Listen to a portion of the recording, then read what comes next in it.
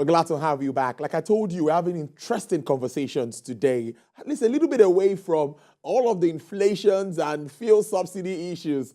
Let's talk travels and some other things now. With the austerity measures put in place by corporates for almost 3 years, the business travel segment took a major hit. But as we moved into 2023, leisure travel saw a major boom. Prior to the pandemic, travels and tourism includes its direct, indirect, and induced impact, accounting for 1 in 5 new jobs created across the world during 2014-2019, and 10.3% of all jobs, 334 million, and 10.4% of global GDP. That's $10 trillion in 2019. Well, let's get talking. I don't want to stay too much on this because I have the right man in the house to speak around this. The state of business travel, some of the major trends that, of course, staying in that sector. And joining me live in the studio, I introduced him earlier, Chairman Trillius Travel, Dr. Moses Adebisi, is the co-founder of Trillius Travels, a fully automated migration web platform built for Nigerians. Thank you so much. It's good to have you in the studio. Thank you for having me. Thank you. Yes. I want to start first with that importance of what it means, the importance of international exposure on typical Nigerians. What does this really mean for us? Well, as a typical Nigerian, it's very important that you at least travel abroad once in a lifetime, absolutely, so that you can rise above mediocrity through exposure. You know, people don't think above what they've seen or what they know. Everybody limits their understandings, even their aspirations, based on what they already saw or someone told them or what they see. So now, if you want to really up your game as a person for personal development, you at least need to visit abroad, see where system is working, see where infrastructural system is properly put in place, see where life is better, see where everything is in place, and then you can now begin to think right for yourself. I'm sure because you're a professional, you've been abroad several times, so you have a bit of thinking ahead of your peers that do not have the privilege of traveling abroad. The people that has not leave the shores of this country cannot have the kind of mental capacity and aspirations that you've got. And that is part of the problems that people have in Nigeria, because they do not know that there are better things for them. They do not know that, of course, a lot of people thought that all we've got in Nigeria is all there is. People leave our status, like the normal local status in Nigeria, they come to Lagos, they think all they've got in Lagos state, because Lagos is the center of excellence. Yeah. And then everybody's just like, yeah, Lagos, I'm going to Lagos, I want to people travel just for tour. You know, tour is different from travel. Yeah. Yeah, we have migration, which is what we are based on. And we have tourism, which is for people that travels for leisure, that go to visit families and friends. And we have people that travels for business visiting. Those are tour. But I'm talking of travels, which is migration, which is what we are major on as an entity. So it's very good for everybody to have that international exposition so they can rise above mediocrity through exposure. I think you hit my second question, because I wanted to say specifically, why do we really need to make these trips? But you're talking about that. Why don't others want to also migrate into our country, into Africa or this continent? Why is it otherwise? Okay, what happened there is every cities, every status, every country that is built on the capacity of another. Every country that is built on the capacity of another people. The West have the resources, they have the finance, they have everything in place. They have to import foreigners to come and work for them. Do you get what I'm saying? The West has the resources, they've got all the money, they can put anything in place for themselves, so they import the people to come and develop their countries. I can mention all the countries. The GC countries that we're having today, the UAE, the Qatar, Kuwait, all those places, they were built by the Germans and the Japanese understanding. So they have to import them to come and develop their cities. America was developed by the real Indians in terms of building. They've got the resources to pay, so they import the people to come and do it. Now, Nigeria is a developing country. We've not got the resources, so we need to now go and harness the opportunity that is right there, get the expositions, get the understanding, learn from those that has built their country, now bring back that understanding back to Nigeria to build Nigeria. That's just the simple, that's the simple, that's why we are in business. So we just want the people to go abroad there, see all the things that is obtainable, get empowered, get exposed, get all the knowledge and everything, then come back to Nigeria to make this Nigeria work for other people too. It's simple. It sounds very interesting, but life is hard everywhere. You know, behind the camera, we were discussing, I told you about gas prices now in the UK. Absolutely. My friends in the UK are complaining the whole money is going on tax and bills and all of that. So are you telling me that I will not do anything if I get there and I'll just be enjoying my life if I go abroad? I won't have to come here and speak for more than 1 hour every day if I'm there. I love that question. Anyway, so now this is what happened. When we are coming up as children in Nigeria, you go to primary school, you go to crèche first, to secondary school, from secondary to tertiary institutions. And by then, you're already fully integrated in the system. By then, you're already fully integrated in the system. If you get abroad too, you have to start from normal, getting settled first. After the settlement, you get your paper processing on. By the time you are done with your paper processing, the life will be different. Forget about the gas prices. I have my office in the UK, I have in London, and I have in Portsmouth. I have my office in Canada, in Etobicoke, in downtown Toronto. So I shuffle all these countries, you understand, almost at the same times every time of the year, and I see the difference. So if you are fully integrated in the system, that's why we are clamoring for legal migrants anyway. If you're fully integrated in the system, if you are fully integrated in the system, I'm repeating that, the system take care of you. Sir, all the gas prices and everything, there is palliatives on daily basis that is given to the people to cushion the adverse effect of the increase in prices. As you're there, you just see that they already dropped some checks for you. You see that they've already brought some. You're going to work, definitely. I'm not saying you should not work, but I'm talking of there are palliatives that is realistic. It's not like the way, there are realistic palliatives that is made available for the people that are in the system. It's not 1 year, it's not 2 years. You need to get in the system, follow the normal procedures, getting legally settled in the country. When you do that, the system take care of you. Many people are 50 years in this country that are supposed to have been fully integrated, but the system does not take care of them yet. Do you understand? So that's the difference. You can't be more than 5, 6 years abroad and you are not settled if you travel through the right route. If you get there legally, the system will take care of you. Those things will not have so much effect on you. Life is hard everywhere, but yeah, you're working. The government is giving you some stipends. They are supporting you. Do you know what? In the UK, when the gas price surged, we had a surge in the gas prices. There is a palliative that was made available about, I think, £300 to £400 that was made available to every home every month. How much am I paying in bills? You understand? Likewise in Canada, there was a time in Canada, 2018, when the province of Alberta had an excess of the crude oil that came in. You understand? They generate so much. They distributed the money for the people. Do you understand? So now, if the price is increasing on the other hand, there is support that is coming from the other hand. That's what makes life easier abroad than the way it is in Nigeria.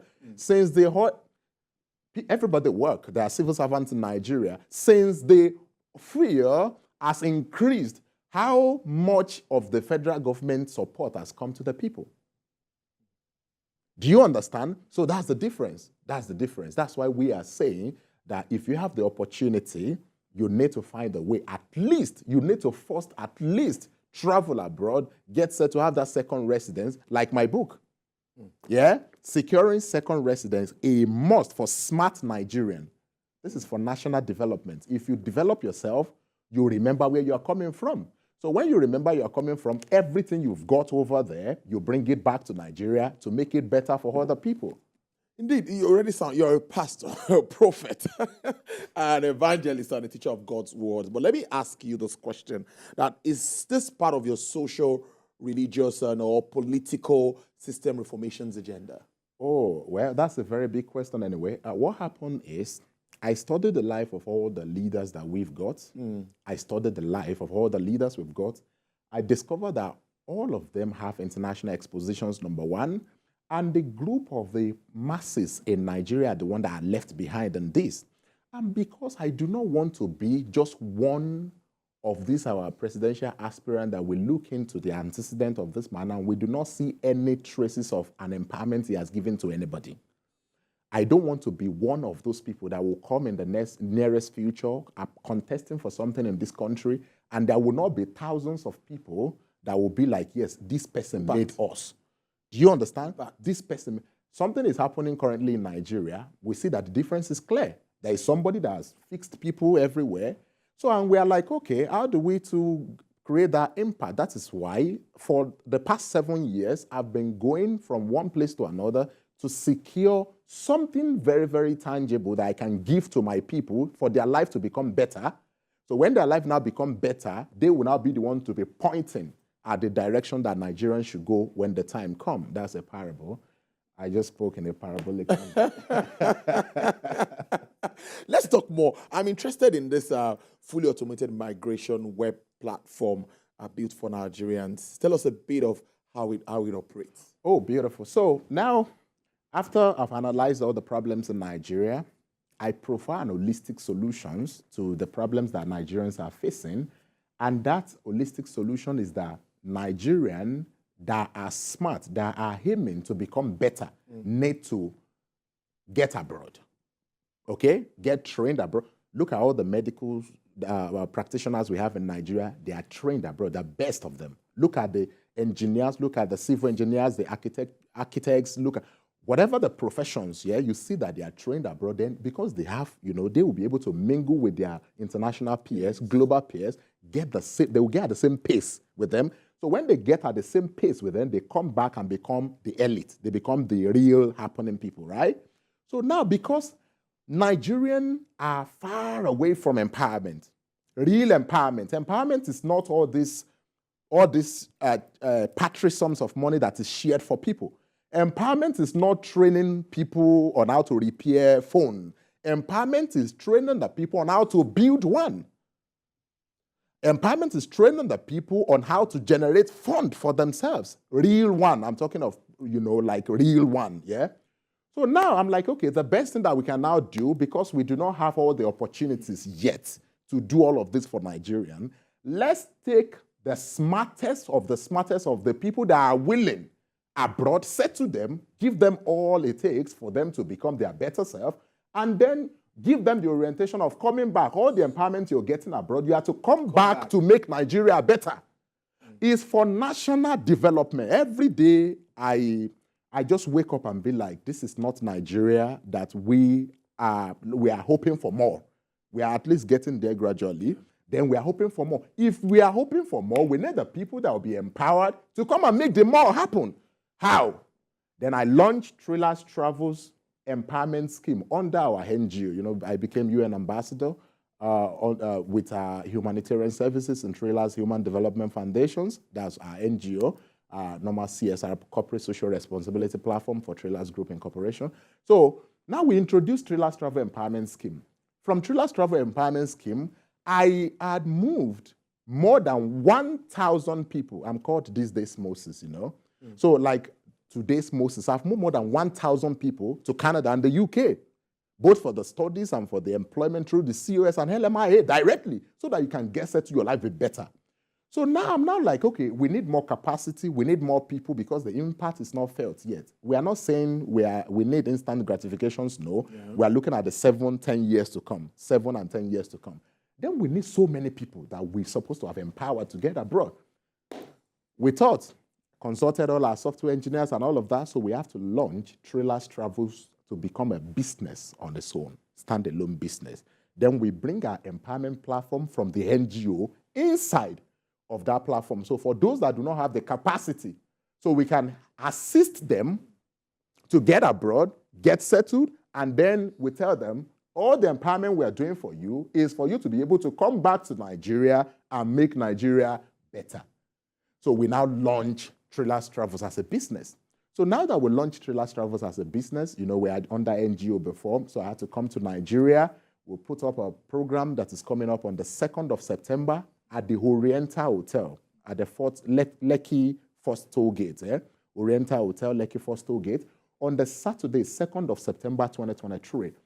The first 1,000 people, we've got our registration system, we've got all our platform in place. So the first 1,000 people that come, you have your international passport, have all those things, then we will vet you because we have our normal modality, we have our, we have to vet the people, check this and that. So for those that are eligible, we are going to be hosting 1,000 people for an applications for settlement in Canada because of the opportunity that just opened in Canada, and it's going to close by December 2025. So 1,000 people. Wow. So what are your plans now, finally, for, of course, elites, middle class, and the masses moving forward? Well, we have the elite. The first, my first work of anthology, I'm not going to mention the title here. We've got the elite in Nigeria, and everybody feel the oppressions of the so-called elite class, and then the middle class is already been scrapped.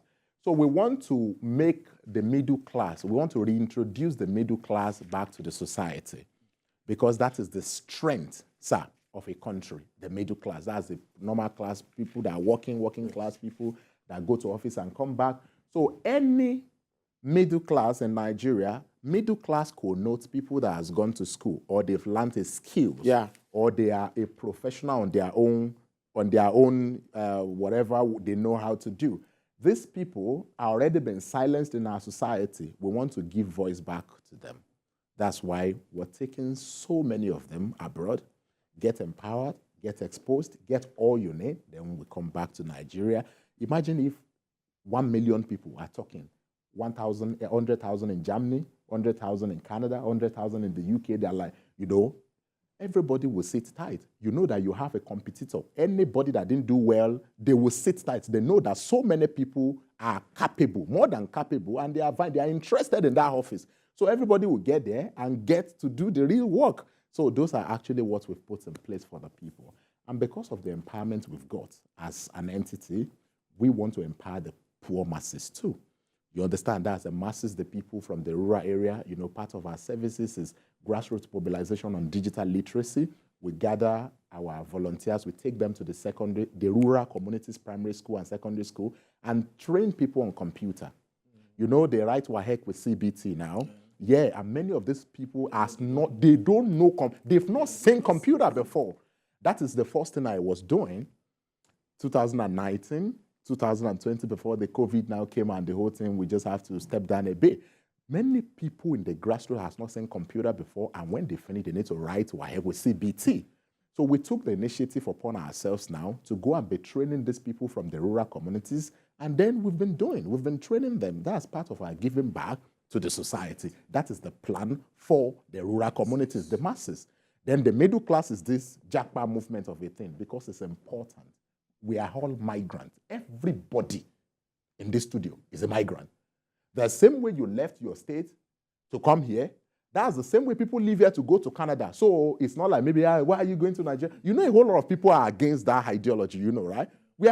When there is drought in the land, the only way God preserves people is He takes them out.